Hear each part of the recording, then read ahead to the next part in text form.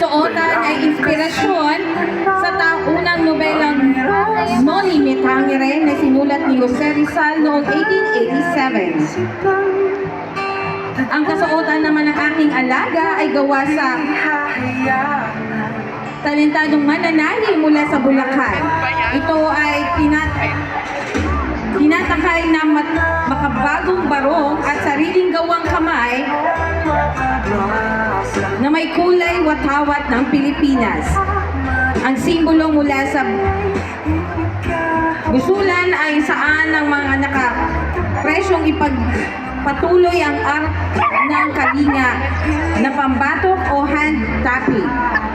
Ang mga simbolo na ito ay may kahulugan ng lakas, proteksyon, pagkakaisa, galaw at baybayin ng salitang mahal.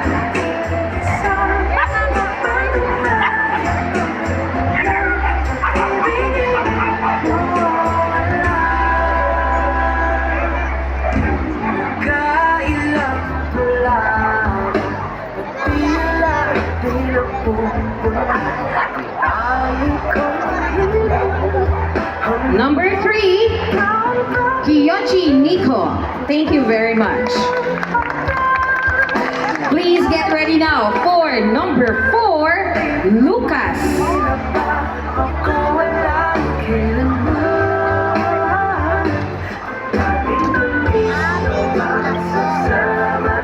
Number 4, heto na.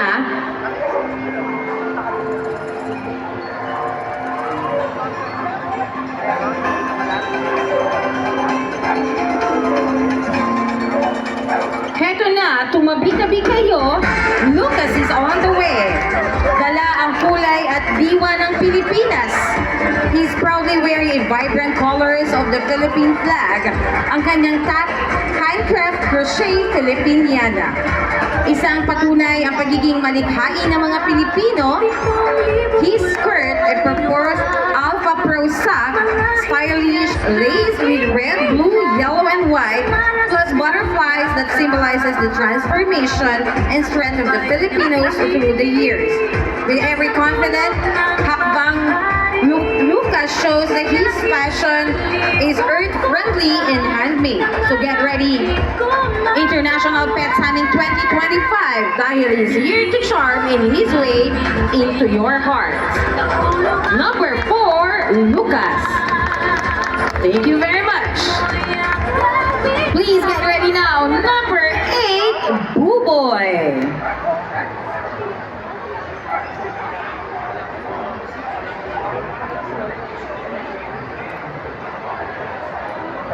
AC is an advocate for Filipino heritage and animal welfare.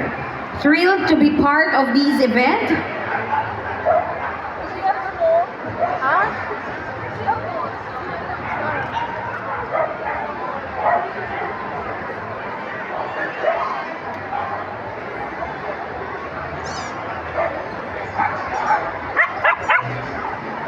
Let's just wait for the music.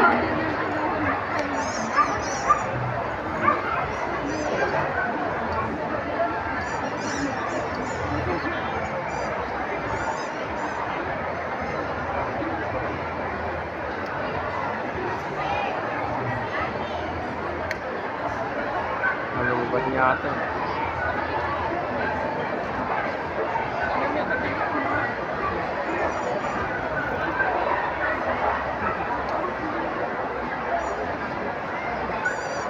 Ayan po mga kalodi, inaayos pa. Okay, we can just play any music. Can we just play any music na lang po? If... Ayan. Okay. Participant number 8, we have Buboy. AZ and is an advocate for Filipino heritage and animal welfare. Thrilled to be part of this event. They are wearing a Filipiniana design inspired by the very colors that represents our nations and freedom and pride. From the radiant sun and stars to bold red, white, and blue, each piece tells a story of our nation's history. Number 8, Buboy.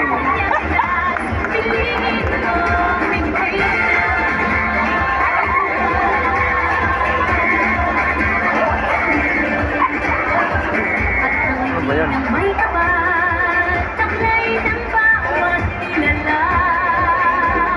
May lambing na tumutuyan sa tumatiranggan. Piliin mo ang Pilipinas, natulong at kwintas ng telas. Piliin mo ang kapito, kayamanan niyang likas. Piliin mo. That's number 8, Buboy.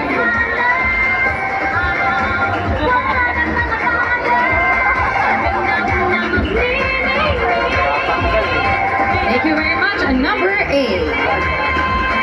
Judges, we don't have a number 12, or do we have number 12 here? Number 12? Wala po ba talaga? Okay, next, let's have a number 13, Tips.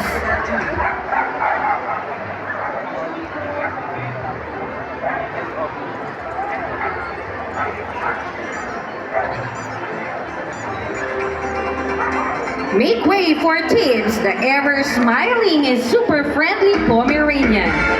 Proudly strutting in this DIY Barong Tagalog. Lovingly hands-on by his fur mom, Angel. It's his very first time on the ramp and her to represent a Filipino pride with charm, cuddles, non-stop smile. Watch out for this little one bundle of joy is ready to steal your heart. Number 13, Tips. Nasa tulog ng mga hari, kaya minsan libong kulay ng aking kumanda. Piliin mo rin ang Thank you very much. And number 13. Please get ready now for number 17, Waffle.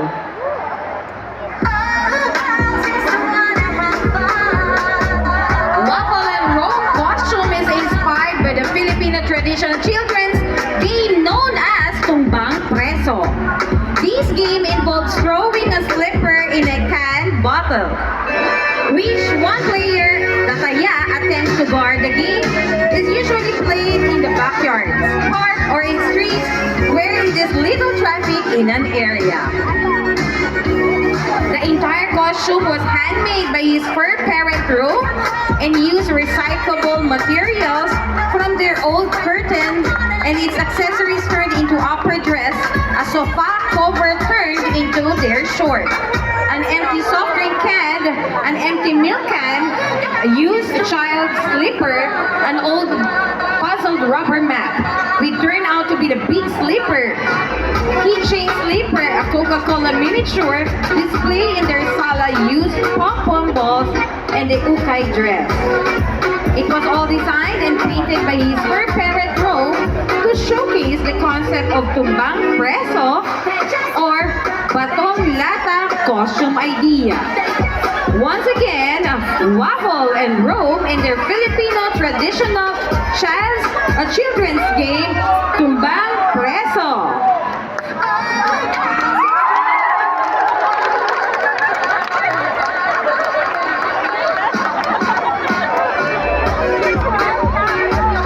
Buti na lang, magaling umilag ang ating cameraman.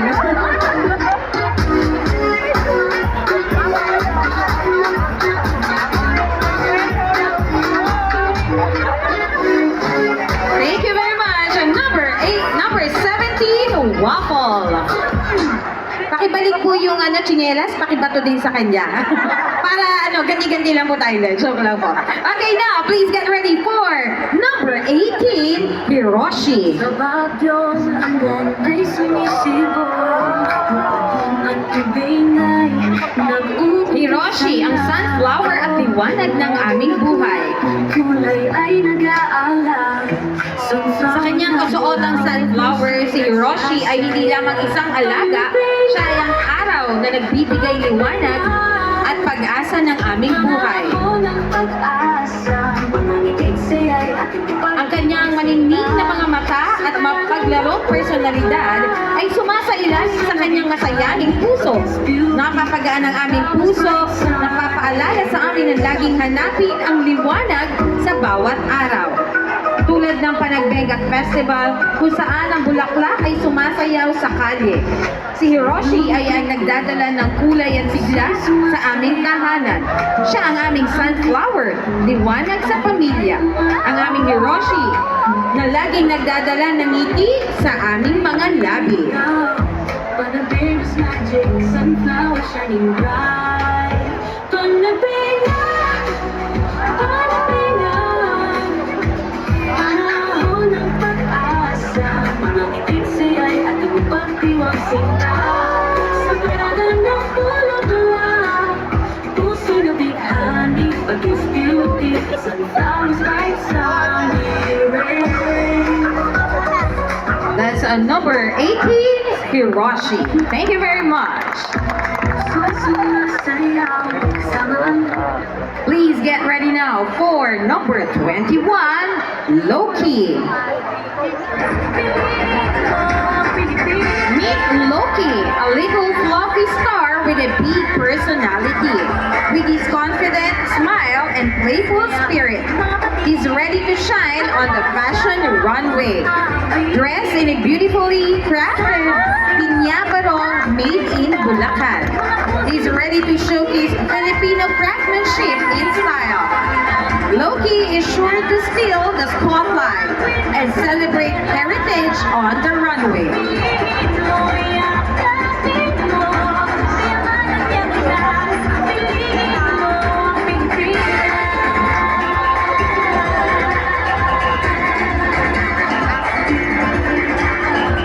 At ang ngiti ng may kapal, taglay ng bawat nilalang. That's number 21, Loki.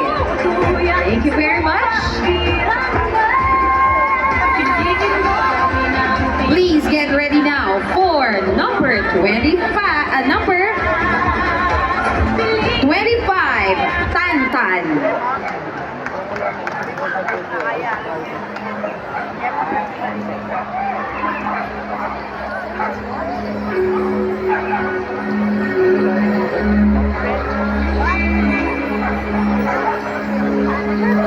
Greg and Tantan costume is inspired by the Lapu-Lapu, the first hero in the Philippines. Lapu-Lapu was a revered warrior and Dato chief of Mactan, an island in the Visayas region of the Philippines during the early 16th century.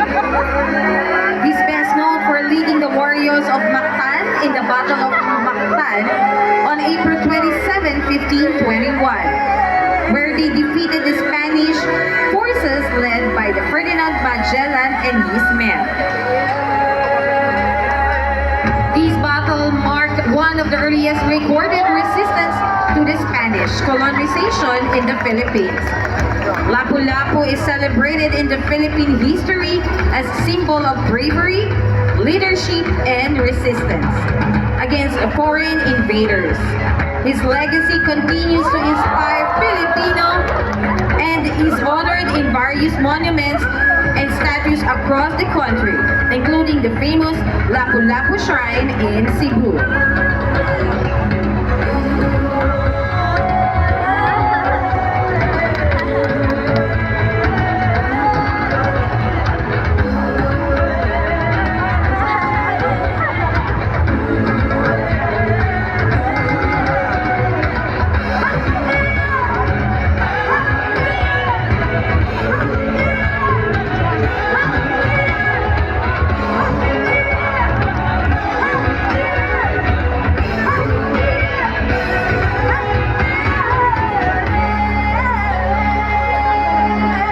That's number 25, Tantan. Ang ating Lapu-Lapu.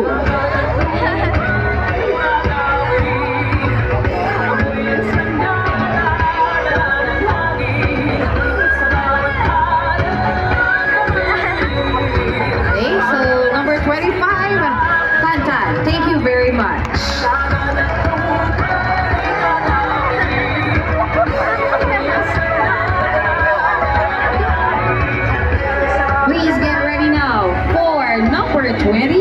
Elvis.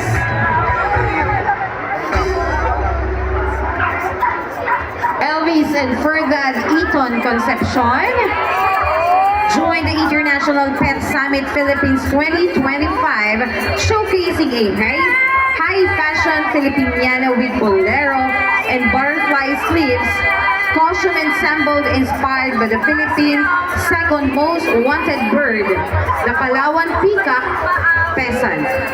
Elvis' costume hopes to inspire conservation for the vulnerable baby bird. Let's all protect the Palawan peacock pheasant, and they are attracted to animal postures. Number 27, Elvis.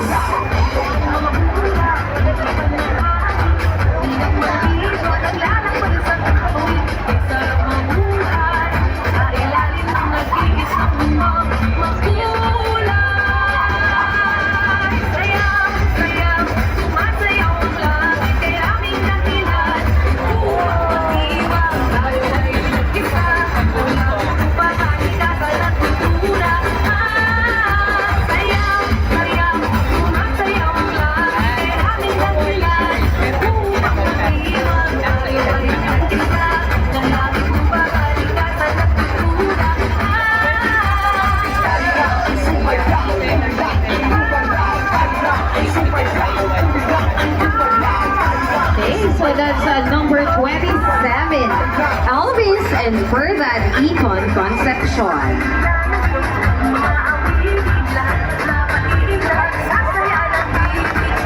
Thank you very much, Elvis and Fergus Eton.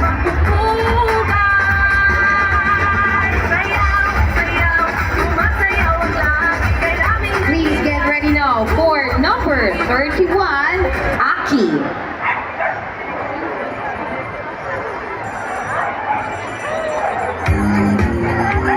Mamang Sorbetero is a beloved cultural figure in the Philippines.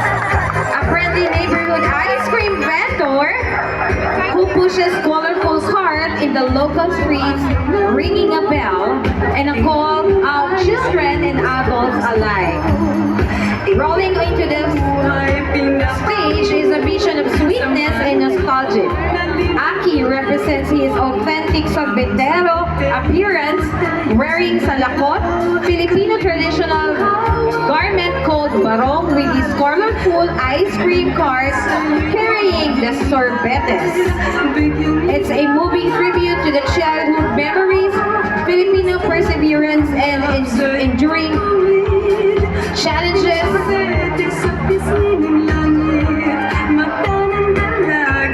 The childhood memories, Filipino perseverance, and enduring challenges of Mamang Sorbetero. Mabuhay to the unsung heroes of the Filipino summer, Mamang Sorbetero.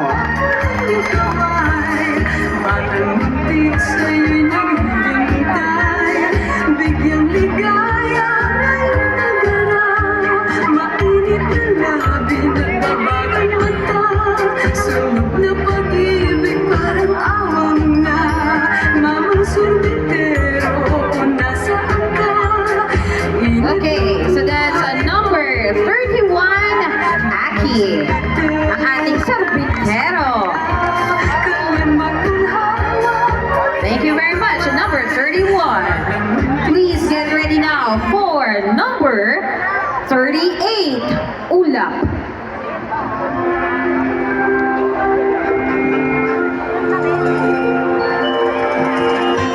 Si Ulap ay isang taong gulang at kalahati, Pom at half Shih Tzu. Ang aming kasuotan ay gawa sa jute materials na mula sa fiber ng mga halaman. Ito ay kinakonsiderang eco-friendly. Ito ay may disenyo ng mga kulay ng bandila. Puti para sa kalayaan, pagkakapantay-pantay at kapatiran. Asul para sa kalayaan, katotohanan at katarungan, at pula para sa kabayanihan at kagitingan. Number 38, Ulap. At ng bayan niyang pinili, nasa dulo ng bahay. Kaya isang libong kulay ng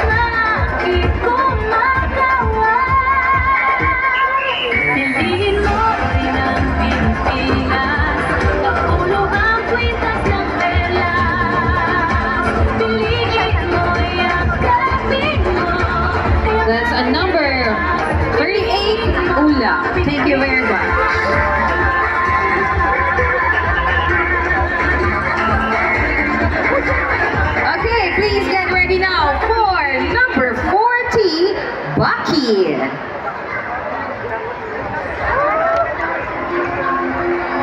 The owner shines in a light blue barong at saya with a brown skirt, simply yet elegant. Her dog matches in a tiny blue barong, the perfect adorable duo, showing off Pinoy pride. Number 40, Baki.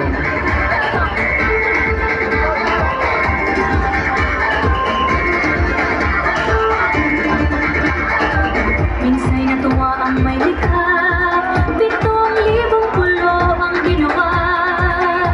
Mga hiyas na inilatag sa manasuklang dagat.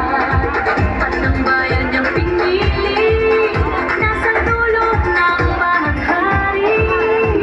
Kaya isang libong kulay na So number 40, Baki. Thank you very much. Please get ready now for number 45, Willow.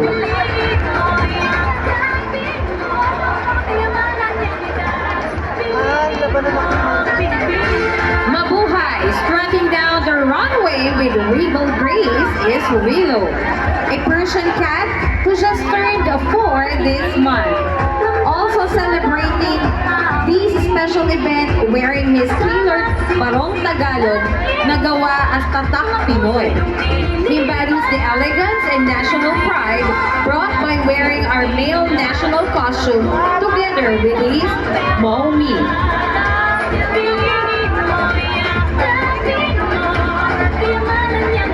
This barong is made of straw hat and fancy floor accessories, honors the richness of Filipino culture, blending heritage with fashion. Number 45, Willow. May lambit na tumutuyan sa buong barangay. Pinigil mo ng Pilipinas. Thank you very much. And number 45. Next, we have a number 50, Shopee. Looking for a pet-friendly, lovable, and easy-to-train dog? Shopee got you. The playable dog that always jump around whenever he is happy, or whenever he sees you. The most lovable dog that will always kiss you and comfort you. He is the one and only loyal dog. Shopee, number 50. Minsa'y natuwa ang may likha, 7,000 pulo ang ginawa. Thank you very much. And number 50. Please get ready now for number 52. Bulaw. Bulaw talaga ba? Nasa dulo ng Bulaw is a puspin. Ayan. Wearing red barong with his mom wearing the same red Filipiniana inspired traditional costume. We have number 52, Bulaw.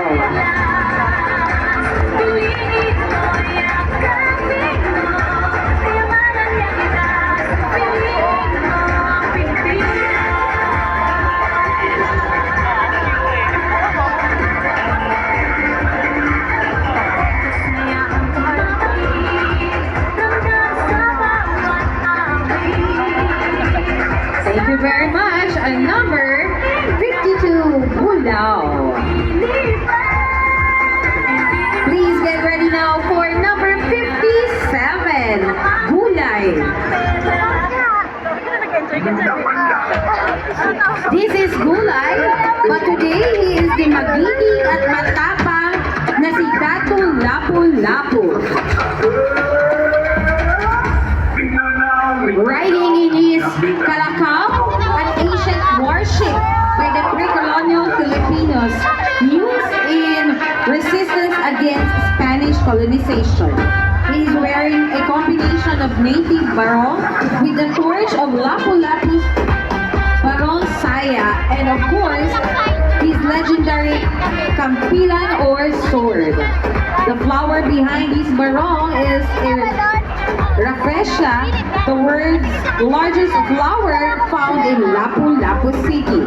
Number 57, Gulay.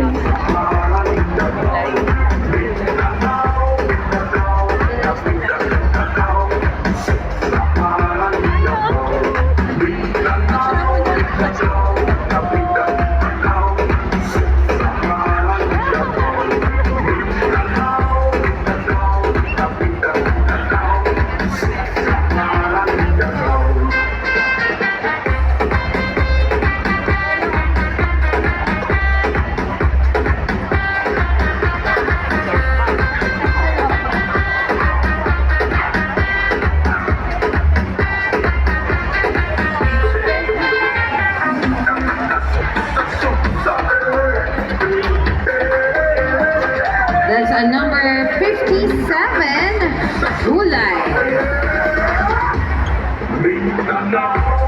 Thank you very much. A number 57. Di niya alam kung ano siya. Ang dami nagpipicture kasi.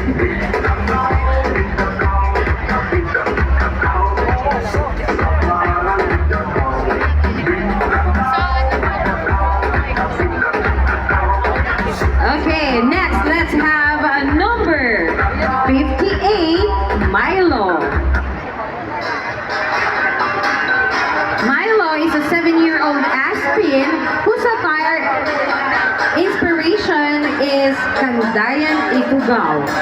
The Kandayan is a privileged class and distinguished by wearing water buffalo horn as headdress, carry ceremonial spears and ceremonial belt, and hand-forged bolo. This ensemble is DIY by Firmom Ina using recycled materials. Love our Aspen. Number 58, Milo.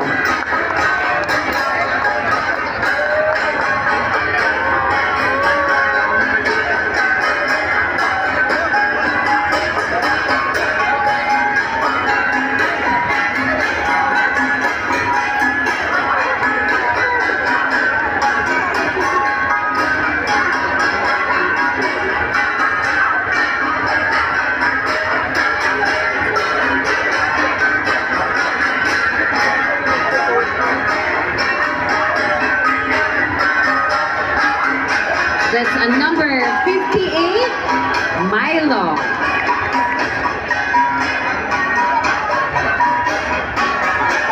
Okay. Thank you very much. A number 58.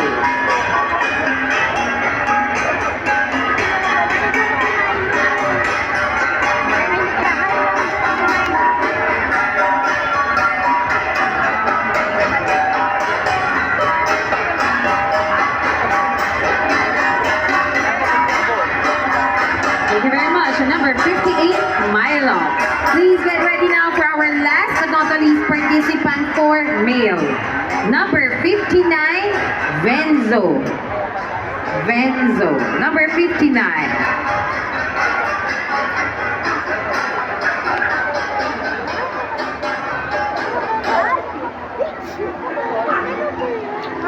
Venzo and Mommy Blanche are wearing matching Kadayawan-inspired costumes. The Kadayawan Festival is held in Davao every August. It celebrates bountiful harvest, the gifts of nature, a wealth of culture, and serenity of living. Blanche and Venzo showcase festive colors and tassels that represent flow and emotion. Number 59, Venzo. 7,000 pulo ang ginawa. Mga hiyas na inilata sa malasuglang dagat. At ang bayan niyang pinili, nasa dulo ng bahaghari. Kaya't 1,000 kulay ng aking kumagawa. Piliin mo rin ang Pilipinas. Okay, so that's number 59, Venzo. We will request all male pets to come up on stage for a group photo. So wag na tayong bumaba, Venzo